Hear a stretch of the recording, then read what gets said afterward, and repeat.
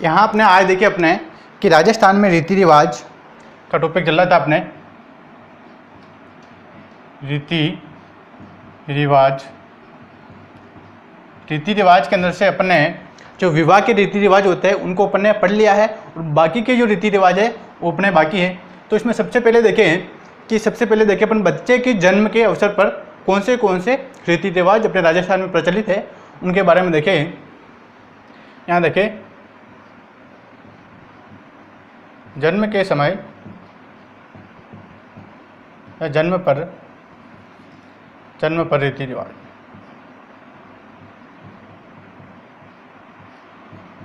जन्म पर रीति रिवाज, अगर किसी का बच्चा पैदा होता है तो वहाँ पर कौन से रिवाज प्रचलित है अपने राजस्थान में, उसके बारे में देखें। तो सबसे पहले देखिए अपन, बच्चा पैदा होते ही उसका क्या किया जाता है? नामकरण किया जाता है। नामकरण किया जाता है कि बच्चे के नाम रखने की प्रक्रिया को नामकरण कहा जाता है। बच्चे के नाम रखने की प्रक्रिया क्या कहलाती है? नामकरण। नामकरण किसी पंडित विशेष के द्वारा या फिर गरीब परिवार के सदस्यों द्वारा उस बच्चे का नामकरण कर दिया जाता है। उसके बाद में देखें, नामकरण के बाद में आता है छठी का पूजन। किसका पूजन? छठी का पूजन। ये छठी का पूजन है, ना कि छठी का दूध याद दिला दे। हाँ, कोई लोग कहते नहीं, कहते मैं तेरे को छठी का दूध याद दिला दूंगा, वो छठी नहीं है। कि इसमें क्या होता है, छठी का पूजन जब बच्चा 6 दिन का हो जाता है तो वहाँ पर बच्चे की पूजा 6 दिन का हो जाता है तो वहाँ पर पूजा विशेष पूजा प्रार्थना की जाती है, इसलिए छठी का पूजन कहलाता है। बच्चे के 6 दिन बाद, बच्चे के 6 दिन हो जाने पर रात्रि जागरण क्या किया जाता है? रात्रि जागरण किया जाता है। उसी को छठी का पूजन कहते हैं कि बच्चा 6 दिन का हो जाता है तो बाद में रात्रि जागरण लगाया जाता है, उसी को छठी का पूजन कहते हैं। आगे देखें, आगे है इसमें आख्या या फिर सूरज पूजन। आख्या या फिर सूरज पूजन,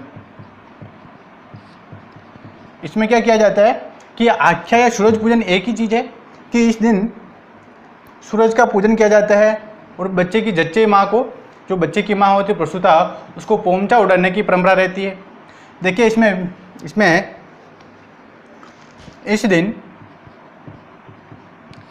दिन बच्चे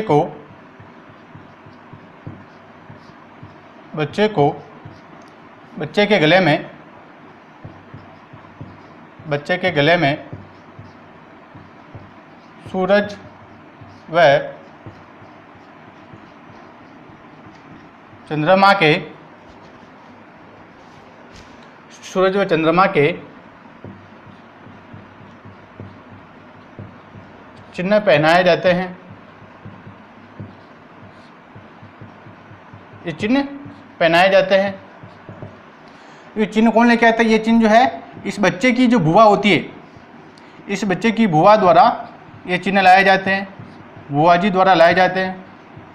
किसके द्वारा लाए जाते हैं? बुआ जी द्वारा लाए जाते हैं, जो बच्चे को गले में सूरज व चंद्रमा के चिन्ह पहनाए जाते हैं। कब पहनाए जाते हैं? सूरज पूजन के दिन बच्चे को गले में सूरज व चंद्रमा के चिन्ह पहनाए जाते हैं, ठीक है, ताकि बच्चों को किसी प्रकार का कोई परेशानी ना हो, कोई नज़र वगैरह ना लगे। इस कारण उसे बचने के लिए सूरज पूजन के ऊपर ये सूरज व चंद्रमा के चिन्ह बच्चे को पहनाए जाते हैं, ठीक है। तो कौन लेके आती है? जो बुआ लेके आती है, बच्चे की बुआ होती है। आगे देखो, इसकी सूरज पूजन के दिन और बच्चे की माँ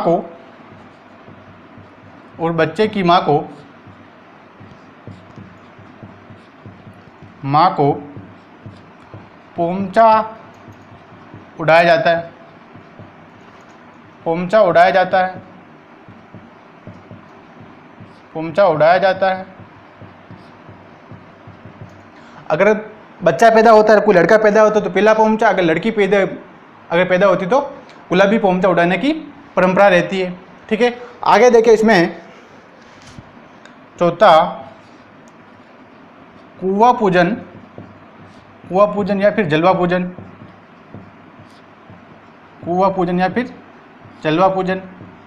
ये कुआं पूजन या जलवा पूजन जो है हाड़ौती क्षेत्र में, शेखावटी क्षेत्र में अधिक प्रचलित है। कहाँ प्रचलित है? शेखावटी क्षेत्र में। अपने पूरे राजस्थान में प्रचलित है ही है, लेकिन शेखावटी क्षेत्र में ज़्यादा प्रचलित है। प्रत्येक परिवार में मनाया जाता है। ठीक है, इसमें क्या हो जाता है कि बच्चा सवा महीना का हो जाने पर,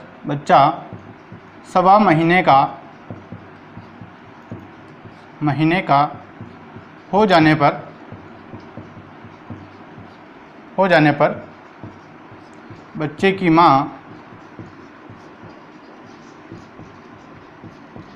माँ अन्य महिलाओं के साथ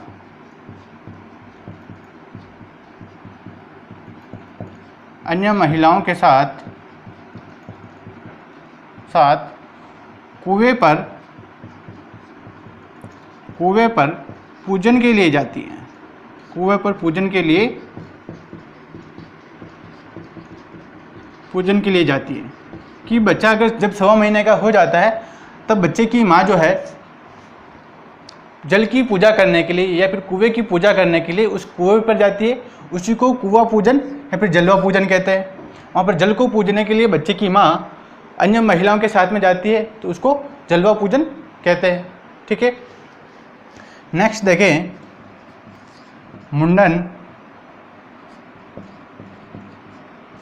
मुंडन चूड़ाकर्म या फिर जड़ूलिया। इसको इन तीनों नामों से जाना जाता है, मुंडन, चूड़ाकर्म या फिर जड़ूलिया। इन तीनों नामों से इनको जाना जाता है। यह होता क्या है, जब बच्चे का पहली बार बाल कटाए जाते हैं, पहले 4 से 5 साल तक बच्चे के बाल बड़े रखे जाते हैं, और जब पहली बार बाल कटाए जाते हैं 5 साल के बाद में, तो उसको उस कार्यक्रम को मुंडन, चूड़ाकर्म या फिर जड़ूलिया के नाम से अपने राजस्थान में जाना जाता है। ठीक है, प्रथम बार बाल कटवाना,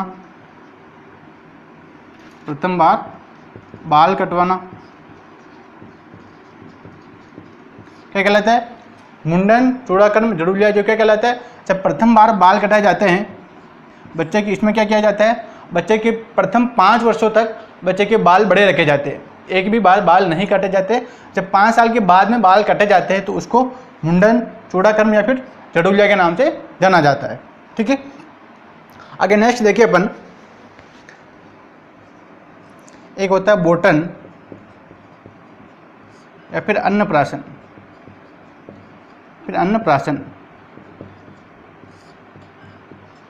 ये क्या चीज़ होती है? इसमें देखें कि बोटन या अन्नप्राशन क्या होता है। इसमें क्या किया जाता है, जब बच्चा 6 महीना का हो जाता है, बच्चा 6 माह का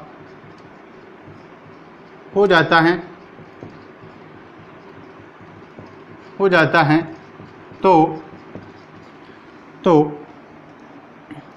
तो प्रथम बार भोजन दिया जाता है।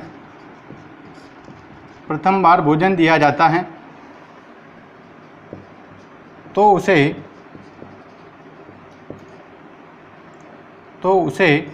बोटन कहते हैं। कि जब बच्चा अगर 6 महीना का हो जाता है और बच्चे के घर वालों के द्वारा प्रथम बार बच्चे के जन्म की खुशी में भोजन दिया जाता है। प्रथम बार 6 महीना, जब बच्चा 6 माह का हो जाता है और उसकी खुशी में प्रथम बार जो भोजन का आयोजन किया जाता है उसी को बोटन या फिर अन्नप्राशन कहते हैं।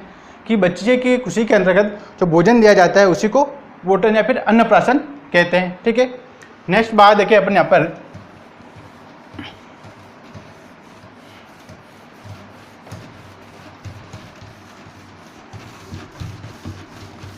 नेक्स्ट देखिए अपन यहाँ पे ढूंढ।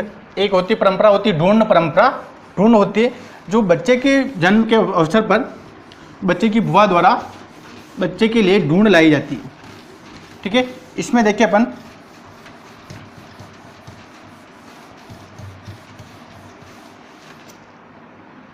ढूंढ,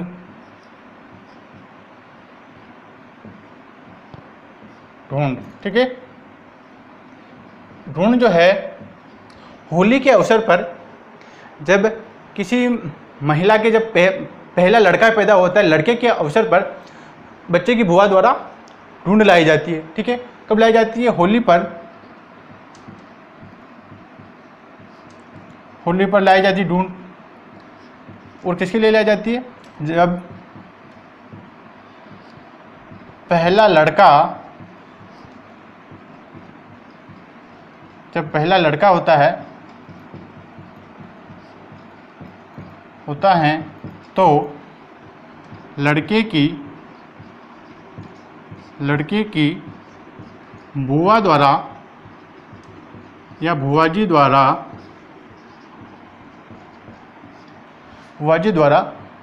बच्चे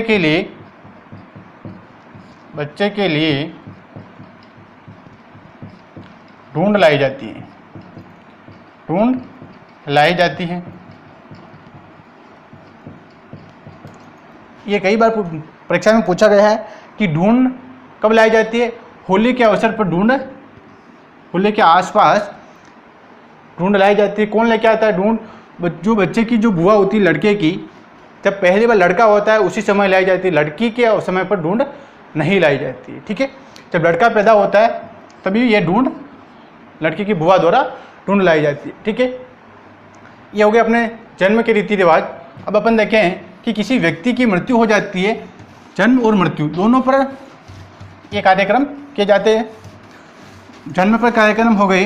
अब देखें अपन किसी व्यक्ति की मृत्यु हो जाती है कि उस मृत्यु पर कौन से कार्यक्रम किए जाते हैं। अपन देखें, यहाँ देखें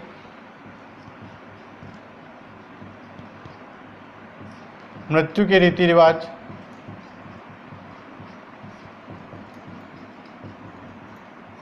ठीक है, मृत्यु के रीति रिवाज कौन से हैं?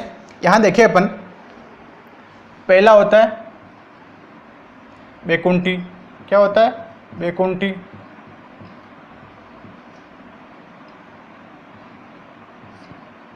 बैकुंठी क्या होता है?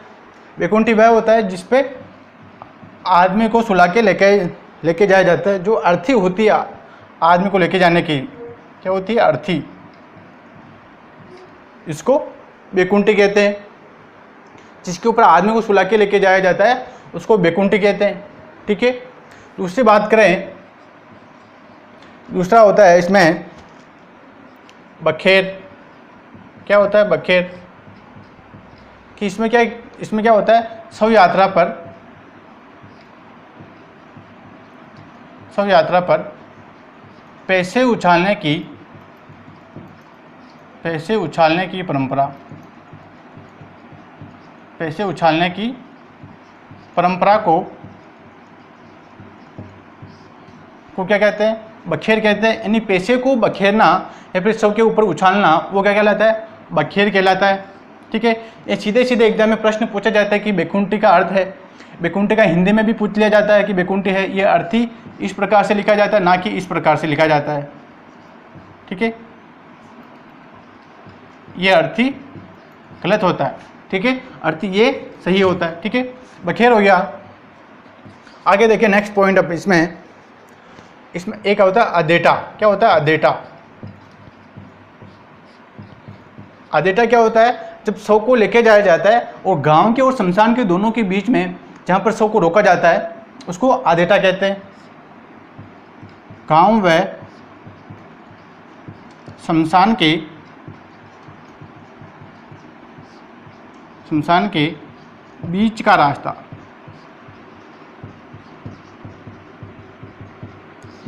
क्या कहलाता है? अदेटा कहलाता है। यहाँ पर शव को एक जगह शव को विश्राम दिया जाता है। शव को विश्राम देकर जो व्यक्ति होते हैं आगे वाले वो पीछे हो जाते हैं, पीछे वाले आगे हो जाते हैं, उसको अदेटा कहते हैं। जहाँ विश्राम दिया जाता है उस स्थान को अदेटा कहते हैं। ठीक है, नेक्स्ट देखिए अपन, नेक्स्ट परंपरा है इसमें तिया। कौन सी है? तिया। यानी मृत व्यक्ति के तीसरे दिन को मृत व्यक्ति के तीसरे दिन को तिया कहते हैं। और इस दिन तीसरे को कहते हैं। और इस दिन क्या किया जाता है? मृत व्यक्ति की अस्थियां लेके आई जाती है। मृत व्यक्ति की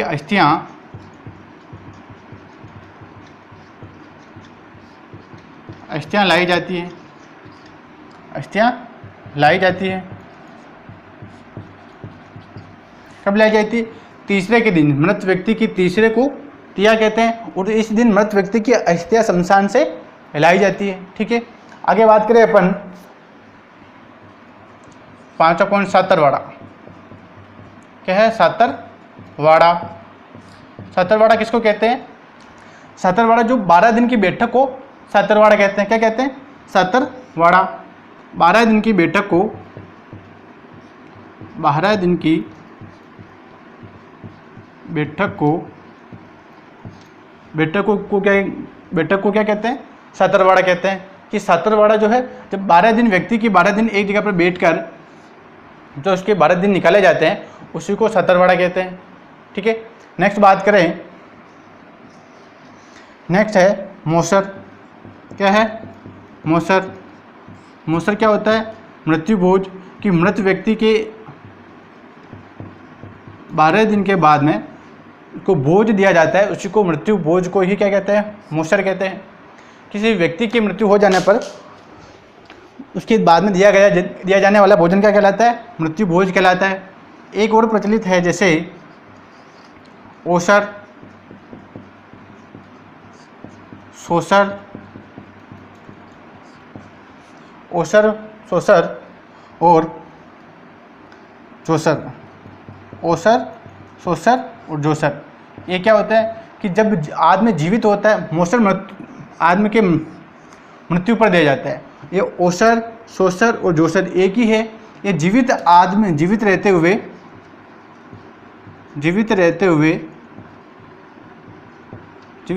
हुए किया जाने वाला भोज।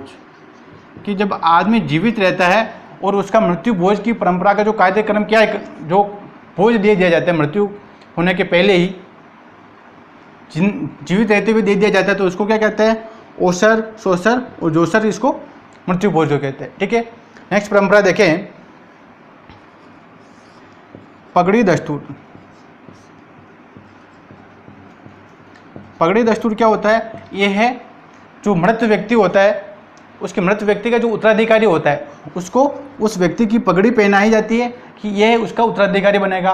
ठीक है, उत्तराधिकारी की परंपरा। उत्तराधिकारी की